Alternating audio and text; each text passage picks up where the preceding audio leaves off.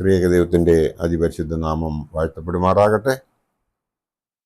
വലിയ നോമ്പിലെ 12ാമത്തെ ദിവസമായ ഇന്ന് നിങ്ങളെ ഏവരെയും പ്രഭാത വചനത്തിലേക്ക് സ്വാഗതം ചെയ്യുന്നു. ഇന്നത്തെ വിഷയം എന്നത് കർത്താവിൻ്റെ ദർശനം എന്നതാണ്. വെളിപാട് പുസ്തകം 1-ാം അധ്യായം 17-18 വാക്യം നാം നോക്കുമ്പോൾ അതിൽ നാം കാണുന്നത്, അവനെ കണ്ടിട്ട് ഞാൻ മരിച്ചവനെ പോലെ അവൻ്റെ കാൽക്കൽ വീണു, അവൻ വലങ്കൈ എൻ്റെ മേൽ വെച്ചു, ഭയപ്പെടേണ്ട, ഞാൻ ആദ്യനും അന്ത്യനും ജീവനുള്ളവനുമാകുന്നു എന്ന് പറഞ്ഞു. ഞാൻ മരിച്ചവനായിരുന്നു, എന്നാൽ ഇതാ എന്നേക്കും ജീവിച്ചിരിക്കുന്നു, മരണത്തിൻ്റെയും പാതാളത്തിൻ്റെയും താക്കോൽ എൻ്റെ കൈവശമുണ്ട് എന്ന് പറയുന്നു. ഇതിൻ്റെ പിന്നിലൊരു പശ്ചാത്തലമുണ്ട്. 1-ാം നൂറ്റാണ്ടിൻ്റെ അവസാന ദശകത്തിൽ റോമൻ ചക്രവർത്തി ഡൊമീഷ്യൻ്റെ ഭീകര ഭരണമായിരുന്നു. ക്രിസ്തീയ വിശ്വാസികൾ വളരെയേറെ പീഡിപ്പിക്കപ്പെട്ടു. ചക്രവർത്തിയുടെ സംഹാര താണ്ഡവത്തിൽ അനവധി ആളുകൾ രക്തസാക്ഷികൾ ആയി. പലരും കൽത്തുറങ്കുകളിൽ അടയ്ക്കപ്പെട്ടു. മറ്റു ചിലർ നാട് കടത്തപ്പെട്ടു എന്ന് ഇവിടെ കാണുന്നു. അന്ന് ജീവിച്ചിരിക്കുന്ന ഏക അപ്പോസ്തലനായ യോഹന്നാൻ ശ്ലീഹ പാറമടകളുടെ സ്ഥലമായ പത്മോസ് ദ്വീപിലേക്ക് നാടുകടത്തപ്പെട്ടവനായി ഏകാന്തത്തിൽ കഴിയുകയായിരുന്നു. ഈ ദ്വീപ് ടർക്കിയുടെ പടിഞ്ഞാറ് തീരത്തു നിന്ന് 40 മൈൽ അകലെ സ്ഥിതി ചെയ്യുന്നു. ഇവിടെ വെച്ച് ആണ് ഉദ്ധിതനും മഹത്വപൂർണനുമായ യേശു തൻ്റെ ദർശനം യോഹന്നാന് കൊടുക്കുന്നത്. യേശു യോഹന്നാനോട് ഭയപ്പെടേണ്ട, നമ്മുടെ വിശുദ്ധ ഗ്രന്ഥത്തിൽ ഉടനീളം കാണുന്ന ഒരു വാക്കാണ് ഇത്.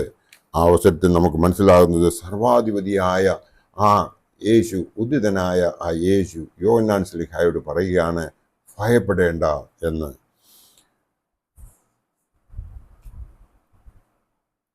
ഇന്നത്തെ സമൂഹം പലതരത്തിലുള്ള ഫോബിയായ്ക്ക്, ഭയത്തിന് അടിമപ്പെട്ടവരാണ്. മാരകമായ രോഗത്താൽ, ഭാവിയെക്കുറിച്ചുള്ള ചിന്ത, സാമ്പത്തിക പ്രതിസന്ധി, തൊഴിലില്ലായ്മ, പരിസ്ഥിതി പ്രശ്നങ്ങൾ, വിവാഹം നടക്കാതിരിക്കുക, സന്തോഷം പോയ ഒരു അവസ്ഥ, ലക്ഷ്യമില്ലാത്ത ജീവിതം, കുഞ്ഞുങ്ങളില്ലാത്ത ഒരു അവസ്ഥ, ഇങ്ങനെയുള്ള ചിന്തകൾ നമ്മെ വലിയ കുഴപ്പത്തിലാക്കുന്നു, നിരാശയിലേക്ക് വീണുപോകുന്നു, ഡിപ്രഷൻ ഉളവാക്കുന്നു. ഇങ്ങനെയുള്ള പശ്ചാത്തലത്തിലാണ് ഭയപ്പെടേണ്ട എന്നുള്ള സന്ദേശം നമുക്ക് ആശ്വാസം പകരുന്നത്. ഇവിടെ യോഹന്നാൻ ശ്ലീഹ ആശ്വസിക്കുകയാണ്. നാം ആശ്വസിക്കുന്നുണ്ടോ? നമ്മോട് ഭയപ്പെടേണ്ട എന്ന് പറയുന്നവർ എത്ര പേരുണ്ട്? ദൈവത്തിൽ ആശ്രയിക്കുക. ഇതിനായി നമുക്ക് ഒരു വചനം നോക്കാം. മഹത്വമുള്ളവനായ യെശയ്യാ പ്രവാചകന്റെ പുസ്തകം 41-ാം അധ്യായം 10-ാം വാക്യത്തിൽ പ്രകാരം പറയുന്നു, ഞാൻ നിന്നോടുകൂടെയുണ്ട്, ഭ്രമിച്ചു നോക്കേണ്ട, ഞാൻ നിന്റെ ദൈവമാകുന്നു, ഞാൻ നിന്നെ ശക്തീകരിക്കും, ഞാൻ നിന്നെ സഹായിക്കും, എൻ്റെ നീതിയുള്ള വലങ്കൈ കൊണ്ട് ഞാൻ നിന്നെ താങ്ങും. നമ്മളിൽ എത്ര പേർ ഈ അനുഗ്രഹത്തിന് അർഹരാണ് എന്ന് ചിന്തിക്കേണ്ടതായ സമയത്താണ് നാം ഓരോരുത്തരും ജീവിക്കുന്നത്. ദൈവസന്നിധിയിൽ നിൽക്കുന്നവനായ ഗബ്രിയേൽ മാലാഖ സക്കറിയ പുരോഹിതനോടും വിശുദ്ധ മറിയമിനോടും അടുത്ത അരുൾ ചെയ്യുന്നതും ഭയപ്പെടേണ്ട എന്നുള്ള സന്ദേശമായിരുന്നു. ആട്ടിടയന്മാർ കേട്ട ആദ്യ വാർത്തയും ഭയപ്പെടേണ്ട എന്നത് തന്നെയാണ്. യോഹന്നാൻ ശ്ലീഹ ഉയർത്തെഴുന്നേറ്റവനായ യേശുവിൽ നിന്നും കേട്ടതും ഭയപ്പെടേണ്ട എന്ന വാക്കാണ്. ഞാൻ ആദ്യനും അന്ത്യനുമാകുന്നു. പഴയ നിയമത്തിൽ നാം കാണുന്നത് യഹോവയുടെ വാക്കുകളാണ്.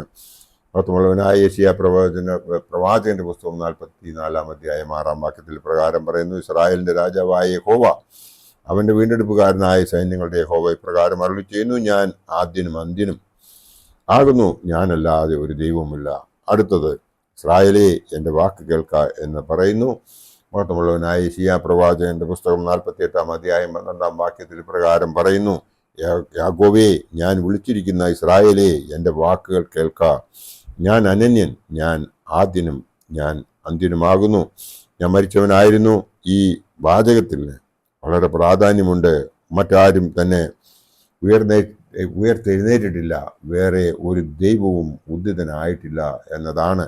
എബ്രായ ലേഖൻ തൻ്റെ 2-ാം അധ്യായത്തിൽ 15-ാം വാക്യത്തിൽ പ്രകാരം പറയുന്നു, തൻ്റെ മരണത്താൽ നീക്കി ജീവപര്യന്തം മരണഭീതിയാൽ അടിമകളാക്കിയിരിക്കുന്നവരെയൊക്കെയും വിടുവിച്ചു, ഈ ആശയം മുറുകെ പിടിച്ചുകൊണ്ട് ആണ് നാം പ്രാർത്ഥിക്കുന്നത്.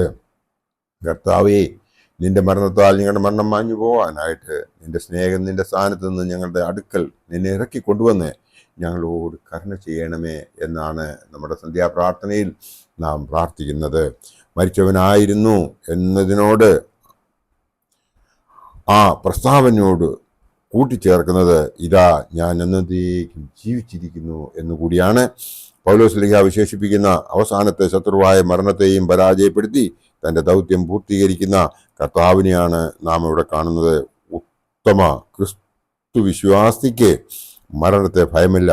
പൗലോസ്ലീഹ ചോദിക്കുന്നത് 1 കൊരിന്ത്യർ 15:55 പറയുന്നത്, ഹേ മരണമേ നിന്റെ ജയം എവിടെ, ഹേ മരണമേ നിന്റെ വിഷമുള്ള എവിടെ എന്നാണ്.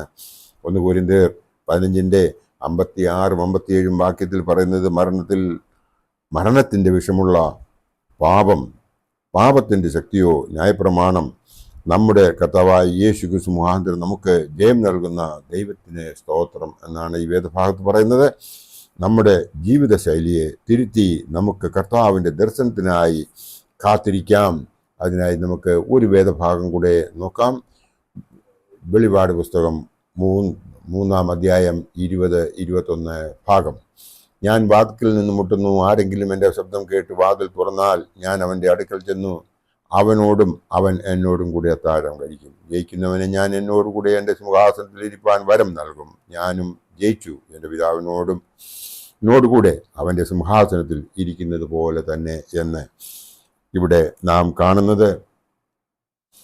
അവൻ നമ്മളെ കൂട്ടച്ചേർക്കുവാനും ആഗ്രഹിക്കുമ്പോൾ നാം അവനോടൊപ്പം ചേരുവാൻ ആഗ്രഹിക്കുകയും അവൻ നമ്മെ മാടി വിളിക്കുമ്പോൾ നാം അവനിലേക്ക് അടുത്ത് ചെല്ലുവാൻ ആഗ്രഹിക്കുകയും ചെയ്തു കഴിഞ്ഞാൽ അവനോടൊപ്പം നമുക്ക് സ്വർഗത്തിൽ ഒരു അവകാശിയായി തീരുവാൻ സാധിക്കും എന്നാണ് ഈ വേദഭാഗം നമ്മോട് പറയുന്നത്. അതിനായി ഈ വലിയ നോമ്പ് ഒരു കാരണമായി തീരട്ടെ എന്ന് മാത്രം ഈ അവസരത്തിൽ ഓർപ്പിച്ചുകൊണ്ട് ഇന്ന് 12ാമത്തെ ദിവസത്തിലേക്ക് നമ്മൾ പ്രവേശിച്ചിരിക്കുന്നു. ആ 12ാമത്തെ ദിവസമെങ്കിലും ഇന്നേ വരെ നമുക്ക് തിരുത്താൻ സാധിച്ചിട്ടില്ല എങ്കിലും തിരുത്തി നമ്മെ തന്നെ ഒന്ന് ക്രമീകരിച്ച് ദൈവത്തിൻ്റെ മക്കളായി ജീവിക്കുവാൻ നമ്മളെല്ലാവരെയും ദൈവം അനുഗ്രഹിക്കട്ടെ എന്ന് മാത്രം ഈ അവസരത്തിൽ ഓർപ്പിച്ചുകൊണ്ട് നമുക്ക് അവനിലേക്ക് അടുത്തു ചെല്ലാം എന്നുള്ള ഒരു സത്യപ്രതിജ്ഞ എടുത്തുകൊണ്ട് ദൈവമേ അനുഗ്രഹിക്കണമേ എന്ന് പ്രാർത്ഥിച്ചുകൊണ്ട് നമുക്ക് ഇന്നത്തെ ദിവസത്തിലേക്ക് പ്രവേശിക്കാം. ദൈവം നമ്മളെല്ലാവരെയും അനുഗ്രഹിക്കട്ടെ. എന്നെ ഇതേവരെ വളരെ ക്ഷമയോടുകൂടി ശ്രവിച്ച നിങ്ങളെല്ലാവരെയും ദൈവം കാത്തുകൊള്ളും. എൻ്റെ വാക്കുകൾ ഉപസംഹരിക്കട്ടെ. നന്ദി, നമസ്കാരം.